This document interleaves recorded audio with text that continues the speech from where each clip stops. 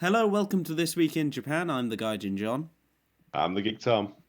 And together we make up Geeks and Gaijins, and we bring you all the local news and things that you could cruise through in the land of the rising sun. We're not on a boat, unfortunately. No. I've yet to be able to get the holiday off in order to sail around Japan, but there will be a boat involved in the podcast if that tickles your fancy. So keep listening for more boat-related stories. We can neither confirm nor deny that Thomas was in the Suez Canal. That's quite far away from Japan. That's not our wheelhouse. We won't be discussing that. Although you could say it's an evergreen story. Hey! I'm just imagining a storybook now of Thomas trying to get to Japan and somehow...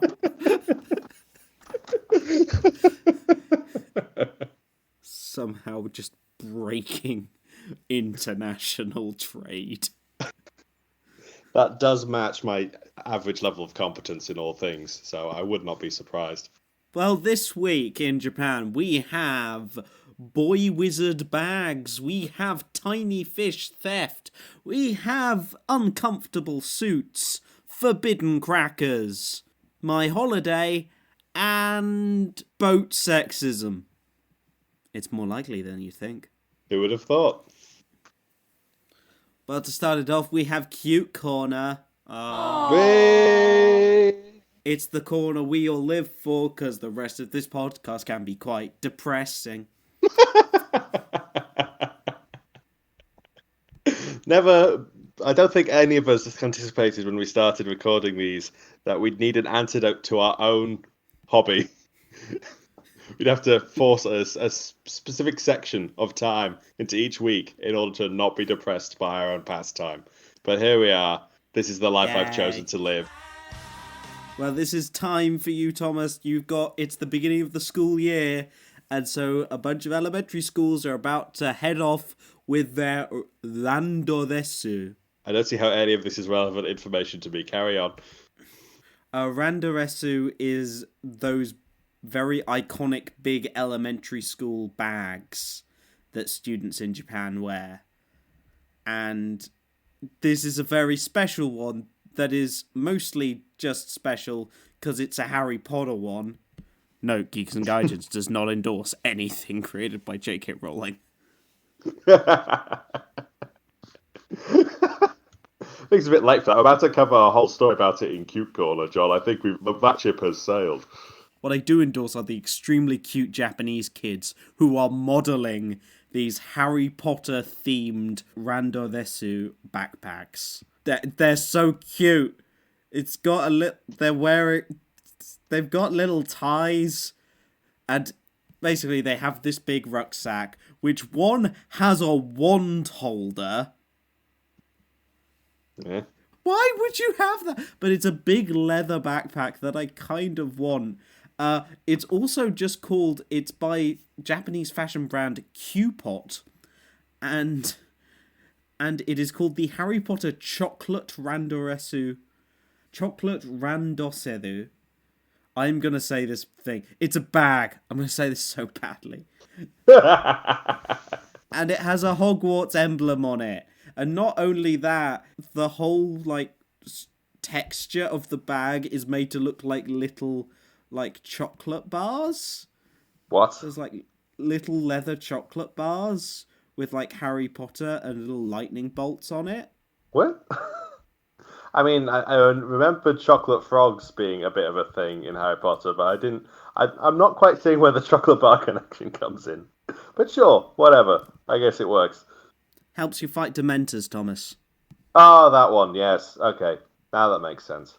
Sorry, I'm not much of a Harry Potter nerd as John is here, so we're safely in his hands for the rest of this section. I'm still wondering why on earth we're doing a Harry Potter themed backpack section, a solid 5 years past peak Harry Potter in British culture. So because we've established Japan is at least 5 to 10 years behind a lot of stuff. Apparently so. Watch out, Demon Slayer, because good old HP is coming to take your crown, apparently.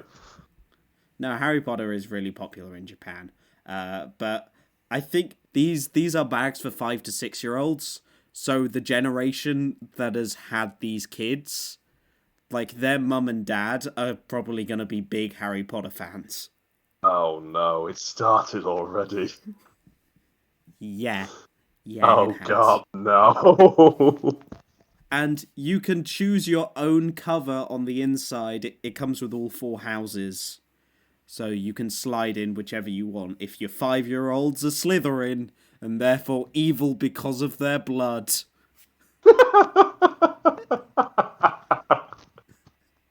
Just don't think about it too much. Just don't think about it.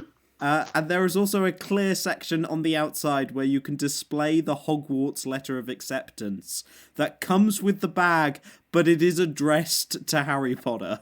So I like in this universe that you've just stolen one. Well, I suppose they did send a lot of letters. They only needed to send one letter, in theory, but they sent a whole bunch of others. They got to do something with all those spare letters after Harry Potter read one letter and was done with them. Sent them all to Japan. Dumbledore sent them all to Japan. You joke as if that isn't exactly something Dumbledore would do. The crazy old bastard. However, these very, very high quality rucksacks are also renowned for their exceedingly high price. Oh, no. I love the fact that this article that is detailing this all, that you can find in the description, states that you can use the bag for all 6 years of Japanese elementary school. Like, a nice bag. And this bag does come with a 6-year guarantee. Thomas, would you like to guess how much? I assume it's like leather and stuff, and it's a nice bag. It has a wand holder. 100,000 yen? Money means nothing to me. Do you want to guess that in dollars, Thomas? $100,000! What? Where are we going with this? I don't know. You were close. 110,000 yen, which is 1,060 US dollars. That is, I mean, I guess you're getting it for 6 years, but even I would say that's too much for a bag. That is not a thing.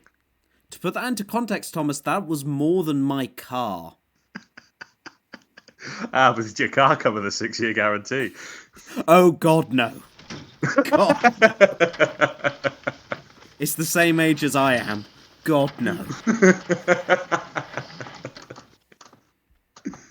However, kind of weirdly, you can order them they could be ordered from April 1st.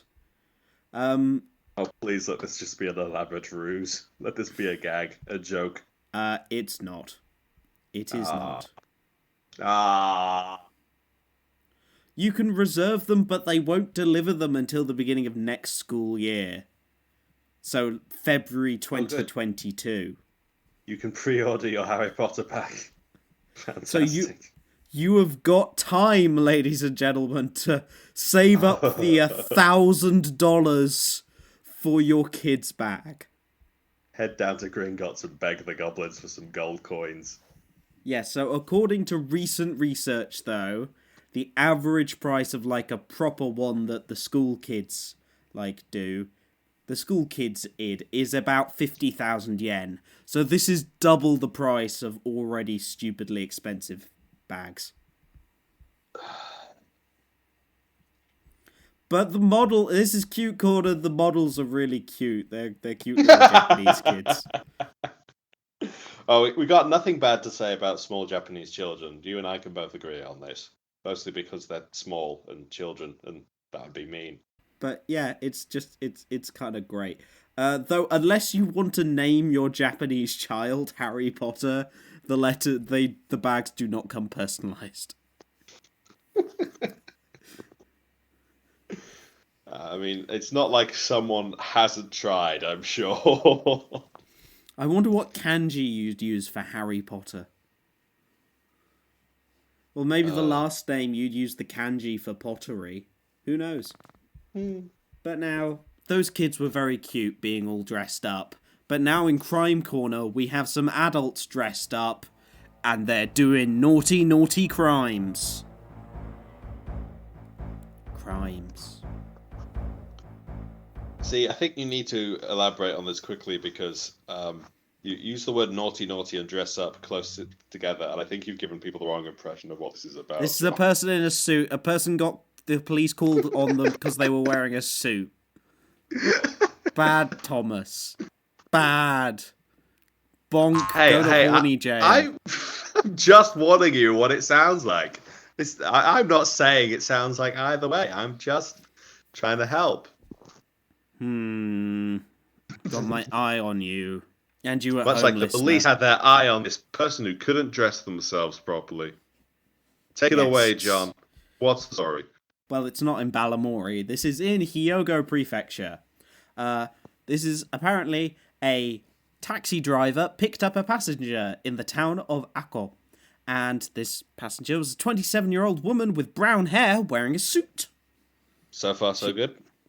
She asked him to take her to a private residence somewhere in the city. And he did that. Ooh. Fair enough. That is his job. But after he dropped her off, he immediately called the police. What? Wait, why? So this is a translation of what he said to police. I gave a ride to a young woman with brown hair, but she didn't look right in the suit. I think she might be involved in some kind of scam. Okay, what? So her suit didn't fit her properly or something? Yes, what? And as we all know, Thomas, people who cannot wear suits are immediately arrested in Japan. Oh. Brings the term fashion police to a whole new level. Oh, dear. Okay, so obviously there's more to this, because the police would have shown up. Are you sure? Are you sure? Do you just not want to leave it at this and go, yep, Japan is a place where people are arrested for not wearing proper suits? We could leave it at that. That is the only takeaway we need from this journey, but we might as well just add a little epilogue on the end to let us know where all the characters involved in the story are at the moment. Did the taxi driver ever fulfill his dream of launching his jazz career? Well, shock for Thomas. The young lady was caught by the police, and she was arrested for a scam. The man was right. Okay, you're gonna have to elaborate on this because I'm still not seeing the crime element of this crime corner story, John. You're teasing me here. Well, the crime was that she had in her possession when she was arrested the ATM card of an 88-year-old woman. That wasn't just her grandmother or something?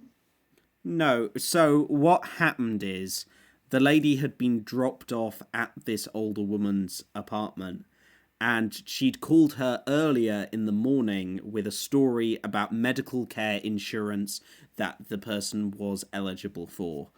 And she then posed as an agent to handle the transaction and convince the elderly woman to give her ATM card and tell her her PIN. And then left with her card promising the old lady to send her the non-existent money. Well, that sucks. Yeah, well, the woman was caught before this happened. Because she hadn't dressed herself properly, as we were well established. Yes, so there are several levels to which this article tries to explain why it was valid for the taxi driver to call the police on someone wearing a suit. He just had a vibe. He just sort of knew. It was like, oh, cops, come down here. There were bad vibes in the back of my taxi. I need you to come arrest this woman. She had villain backing music. You know, like final boss music? I could just hear that the entire time she was in the entire time she was in the cab. No. So, the logic is that generally when you work in an office in Japan, you wear a suit every day. So, you become very used to wearing a suit. So as soon as you're not very young, like even those who are middling aged, they're used to wearing a suit. And if you are a younger worker who has not been working very long, it is very likely that they're not going to send you out to talk to customers, especially by yourself. It's likely they would send you with, like, a person to look after you. So an alone person in a suit who doesn't look right or is not comfortable and is being dropped off to go at a private residence is suspicious. Oh dear, that must suck for new hires.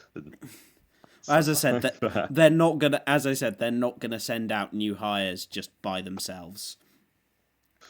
I mean, sure. And we don't know. The man, it's like, she could have been like tapping in like Morse code, I am going to go and do a confidence trick on stuff.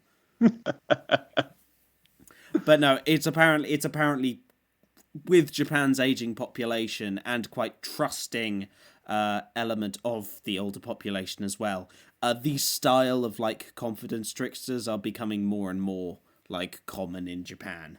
So I think that's also why the driver was quite suspicious as well. Well, justice prevails.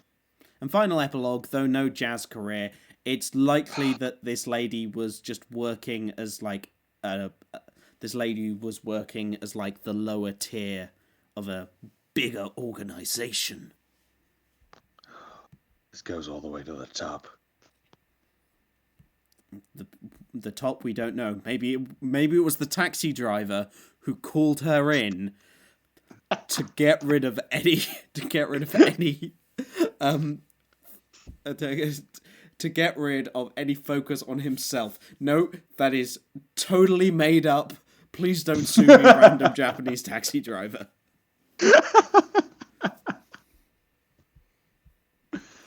All I'm saying... No one would ever see it coming. He didn't even get the money. He deliberately just threw onto the bus. All I'm saying is that if I wrote a really bad manga, that would not be in it, because my bad manga is set on Mars.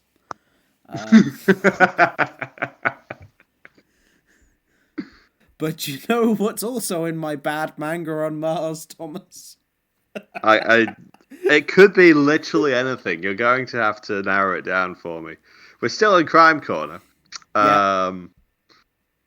So, we've already had con artists today. Let's mixing it up a bit.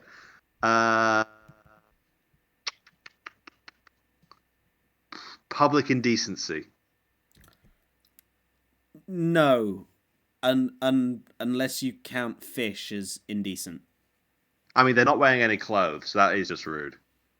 Well, this instead is the theft. The fish are actually the things being stolen, fish-napped, as it were.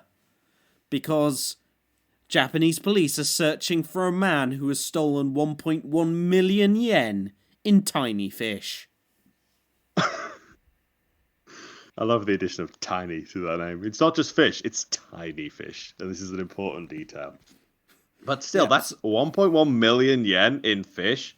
Either those are some really valuable fish, or he's stolen a lot of fish. That's $9,000 worth of fish. This was at 2:30 a.m. on the 26th of March in Nakama City in Fukuoka Prefecture. A man smashed through the fence of a yet-to-be-opened shop, and armed with lights and a nylon net, he robbed the establishment of these little rice fish, who are also called medaka. Basically, I don't know why they're so, like... I don't know why they're so, like, wanted. Apparently, they're very good at breeding and are very durable. Apparently, they are the first known vertebrate to have mated in outer orbit. So these fish are in space. Son. Not the ones he's stolen specifically, but no, they're related. not these ones. I'd understand why you'd steal those ones. But no, he I stole don't about... see why you wouldn't steal those ones. They're fish that in space. That's legendary. Do it just to give him a high five. This man managed to scoop up about 300 of the fish. And these fish sell from anywhere from about $13 to $45 a piece. Once again, I don't really know why they're worth so much. Meanwhile, I'm just picturing a black market for pet fish. What a wild little world we live in. They're used in science. Yeah, well, after the government cut their funding, the researchers had to turn to other means of acquiring their fish. It's just a Spider-Man villain origin story at this point. Okay, so apparently they're mostly just used as pets, like they're not eaten. I mean, they're tiny, so... But there are about 456 commercial strains, with some rarer breeds valued at over £1 million yen just by themselves. Christ!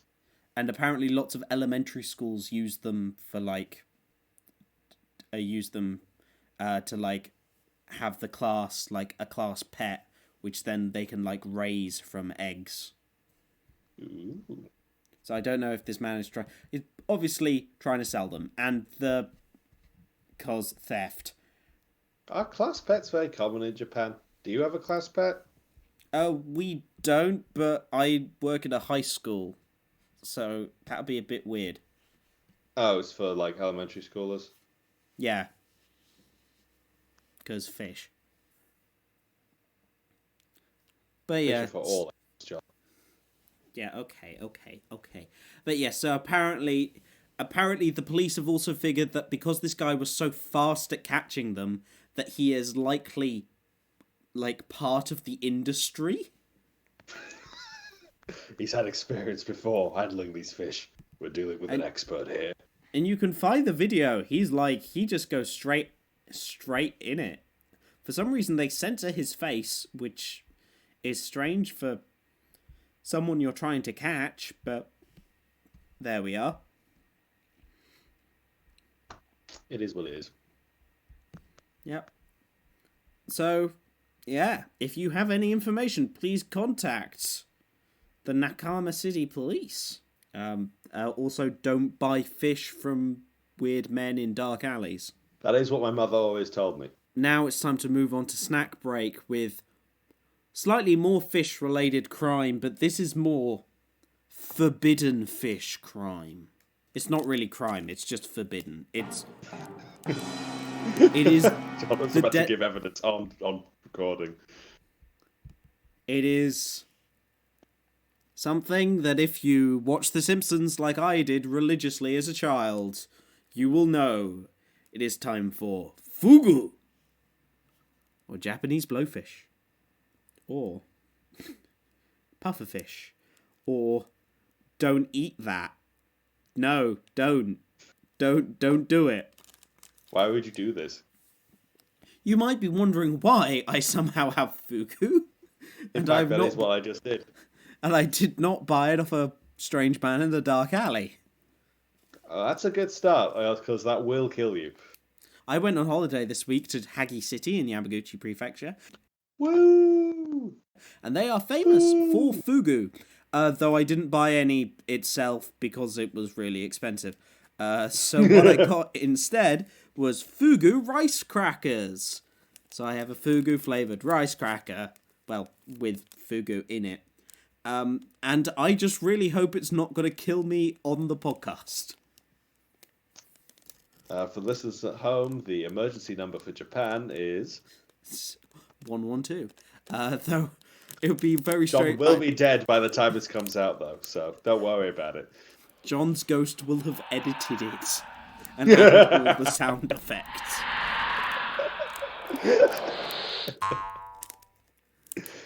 John's ghost adding a Wilhelm scream in from beyond the grave. Woo. But no.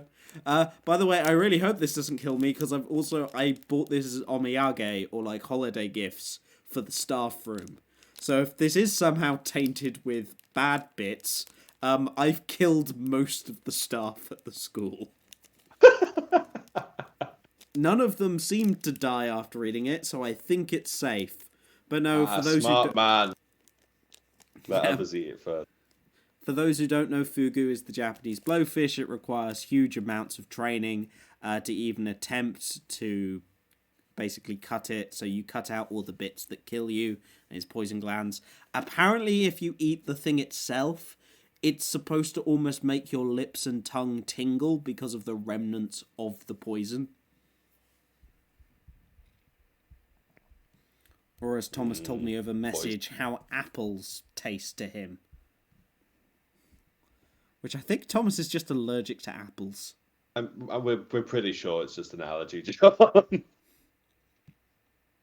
But that means I don't have to waste my time with fugu. I can just eat a pink lady, and we'll be sorted. Yeah, so you have to have a license. You have to have a license to prepare and sell fugu. Apparently, only 35% of the applicants pass. So I'm really wondering how they judge that. Because if the judge dies, then they fail the entrance exam. That's small exactly miscalculations result in failure or, in rare cases, death.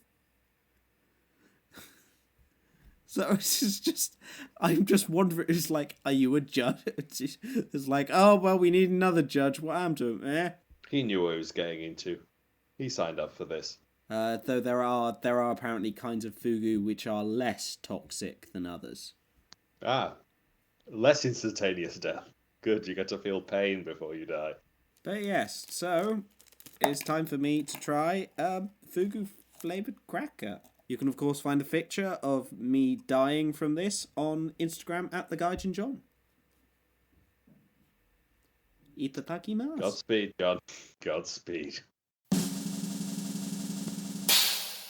I don't know if it's because I've talked it up or not, but that did actually make my tongue tingle. That's the anticipation. That is actually really, really nice rice cracker. Like, it's proper fishy and nice. And this is the good level stuff that you buy for your people at home.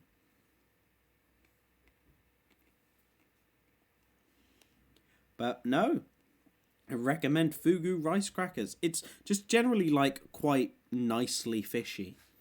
It's very, very it's very, very pleasant. Though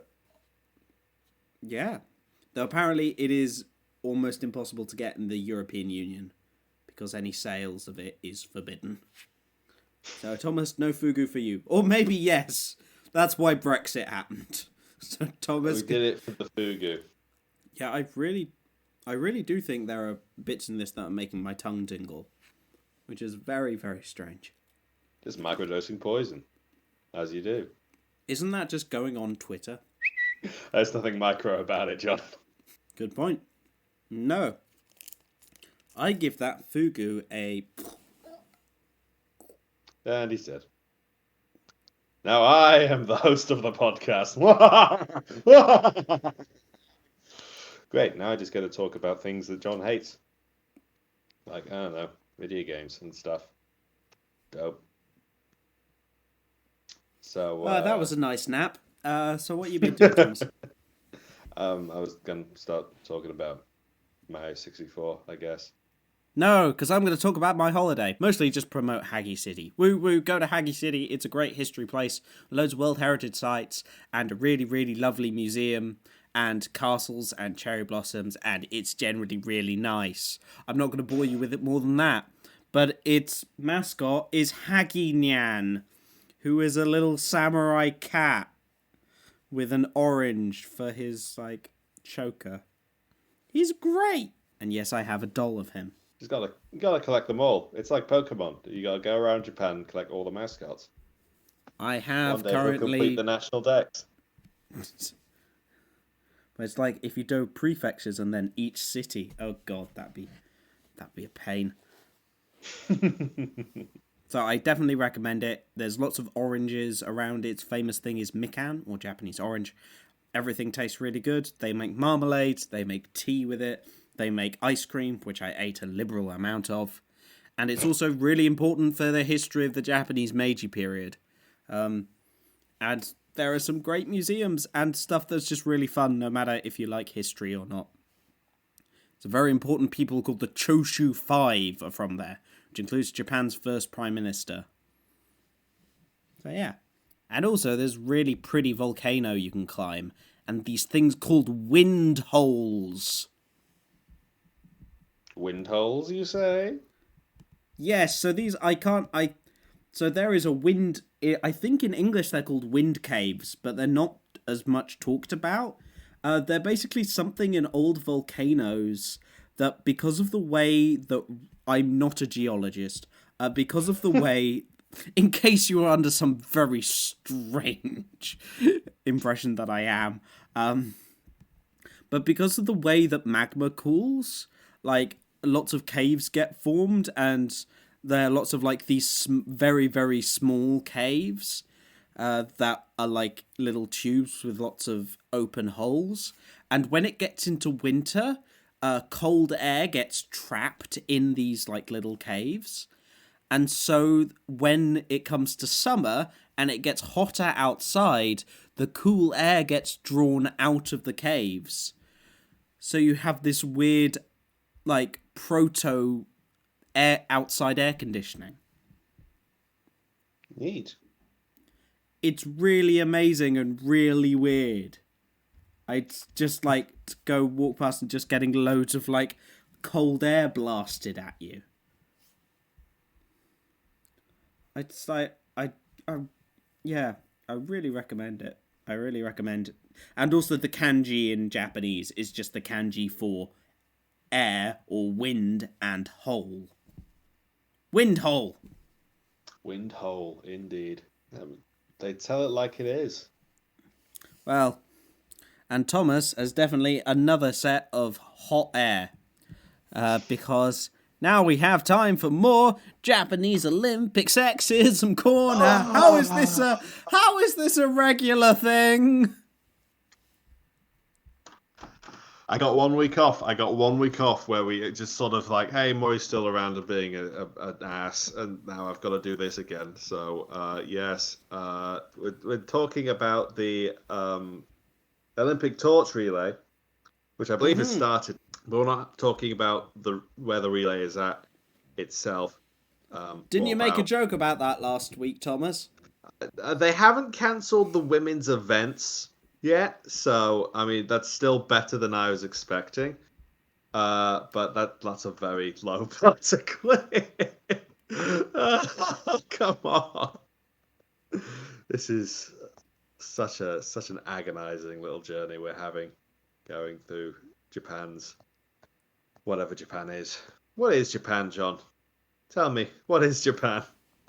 After almost 2 years of study, results unclear. What is Japan, apart from a miserable pile of secrets? Anyway, where were we? Ah, yes, we were in Nagoya. Nagoya is where we're at today, folks. Mix things up a little. Olympic torch relay, yes. So the city of Nagoya in Aichi Prefecture is planning their own little section of the Olympic torch relay, as you might expect. And the people in charge of such an event were planning on using the Olympic torch relay to promote a celebration they do every year, I believe, something called the Chintoro Festival, which has a long history dating back to the Edo period. So the article says 1603 to 1867. John will have to tell me what that means. Results unclear. So a prominent feature of the Chintoro Festival is that the use of boats that go up and down the rivers. And the sticking point of this is that during the festival, the boats have a gender restriction in that only the men are permitted to ride. I don't know why that is. It seems like a very old-fashioned tradition, and like I said, this dates back like over 400 years. So it's from a long time ago. So it's a very long-standing tradition, and therefore you can debate either way whether you should keep it as is or whether it needs updating. That's not the important thing. It's something The from my very bad research. I assume it's something to do with association to spirits, of what spirits are okay with men and okay with women. I might be totally wrong on that, but there are very few sources in English. Fair enough. So anyway, like I said, during the festival the boats are restricted, and because they are planning on using these boats as a promotion of the festival, the original plan was that the boats would have a gender restriction on them for the Olympic torch relay, in which only men would be allowed on the boat. Now, as you can imagine, with everything else going on surrounding Japan's handling of the Olympics, people were quick to question why that was thought to be a good idea, especially considering the Olympics is supposed to be an event that's accessible for everybody, especially across genders. So there was obviously a lot of pushback suddenly going, wait a minute, I don't see quite where the connection is here between having the boats being restricted for the festival and having them needing to be restricted for the Olympics.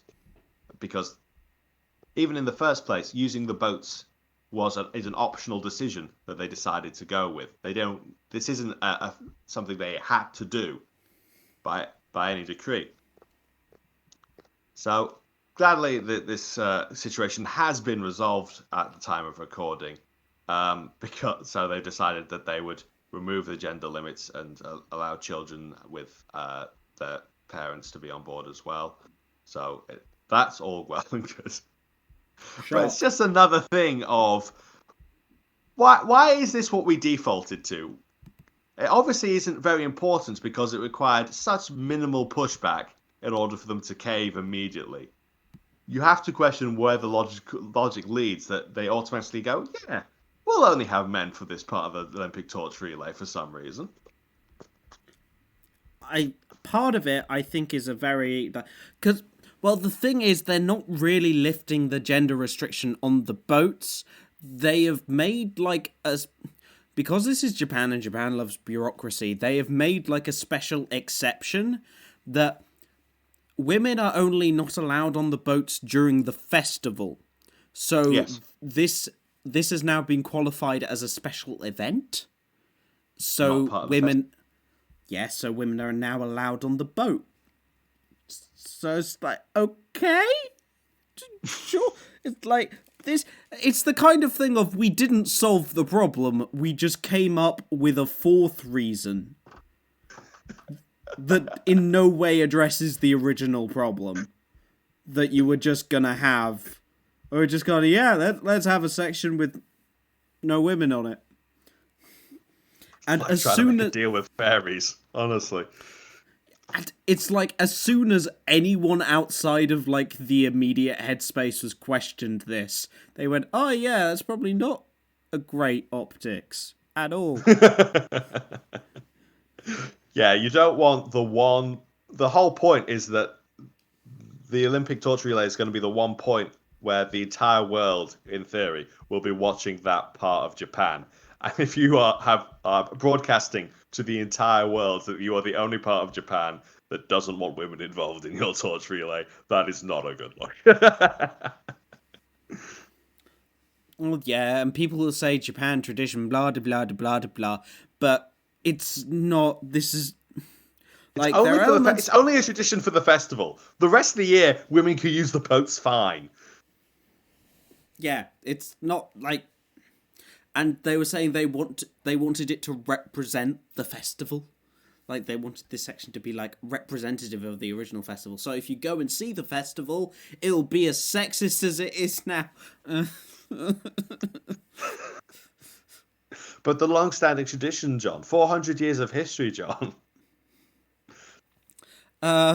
This is also... Well, it's the kind of thing of this kind of rubbish I did want to talk about. Japan has started to negotiate again whether women should be allowed to, like, be on the throne, despite the fact, eat the rich, etc. But, Obviously, the solution is that we cut the throne in half, and then no one can have it. But If I remember my morals correctly. currently, under the current rules, only a male directly descended from Emperor Showa or Emperor Hirohito can ascend to the throne. And there are currently 3 who are not the current emperor. Which is his uncle in his 80s, his brother in his 50s, and his nephew who is like 13. So, let's say maybe the nephew does not want to have kids. That's the end of the Japanese imperial line, which they claim goes back 2,000 years. So, Thomas, I'm going to give you some options, and you're going to say which one the government are thinking of choosing. You have 1, allow women to hold the throne, and allow the throne to go through their descendants. Women, as soon as they marry, are out of the royal family totally. Like, they lose the title of princess, everything. So that would include the current empress, as soon as the current emperor's daughter, who is 19, as soon as she marries someone, or if she was to marry someone, she's immediately not part of the royal family anymore. She loses the title of princess. And so you could either let them keep their titles and then have the descendants go through the female line, which they say has never happened before. We've had female emperors or empresses, but they've all come from the male line. There's a problem with that. I'll go to that later. Or they do what has been done, like in the old times, which is members of the royal family who are not descended from Emperor Hirohito. So there were like multiple branches that basically unmarried men of those families get adopted by the current emperor to then become his heir. Because adoption is fine. So it doesn't actually. The bloodline isn't important. It's just as long as there's a dude on the throne. It's like fine and dandy. It's the element of like, oh no, the bloodline can't come from any like female claim, but it's the idea that the man still has the male bloodline, which I'm not gonna even. It's not a thing, but yes. So there is one reason why I will say there is one quite interesting reason that this might not be the case for all of the female empresses, because there were 8, I think. A couple of them during the Edo period, but generally it was all before 1000 AD. The reason a lot of them, especially before 1000 AD, were also descended from the male, like all the emperors were descended from the male line, is because emperors had a nasty habit of marrying their sisters. Scratch that off the bingo card. You should have seen that one coming. That's sisters plural. Oh! Yeah, that is a twist. Very twisty. Emperors a lot of the time would marry their half-siblings. Yeah. And so it'd get weird. I'm not going to go do a breakdown for all the different, like, female empresses. And yeah, so what I'm saying is that, oh no, we can't do this because the emperor, the royal family has done this and this and this. If we're still going from how the royal family was 1,000 years ago, we just make. So the rules do change, is what I'm hearing here, Sean. Yes, they do. And also, and currently, it's something like 80% of the population are like, yeah, we're cool with asking, would you be cool with a female empress? And they're like, yeah, that'd be totally fine. This affects us in almost no way whatsoever. They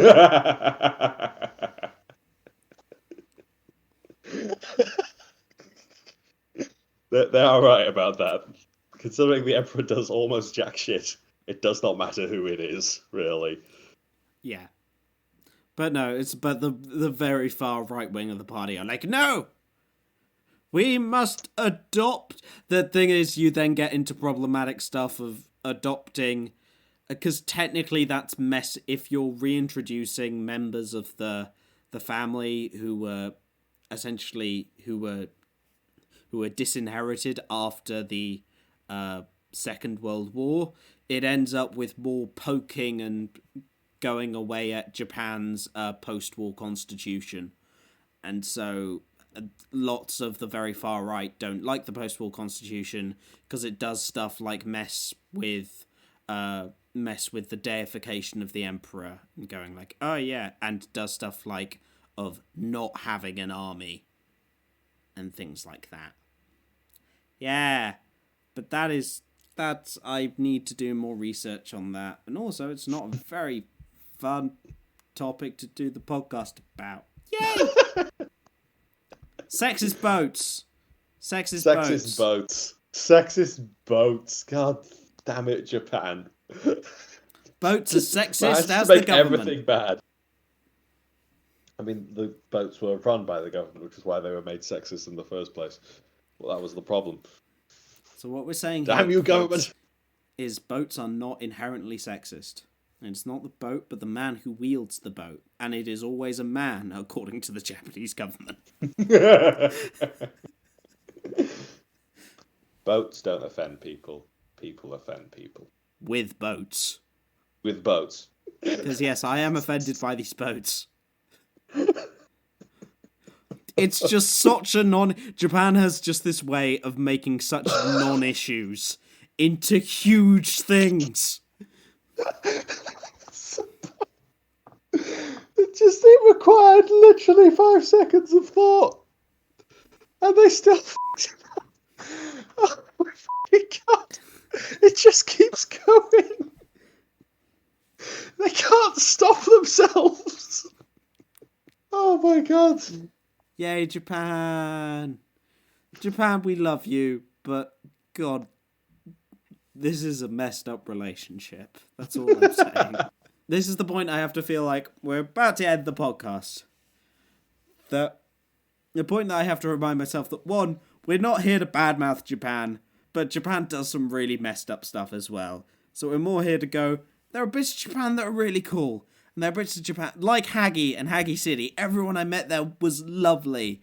And it has such a welcoming and some great tourist spots. And just me going around and eating food and going to restaurants and meeting new people.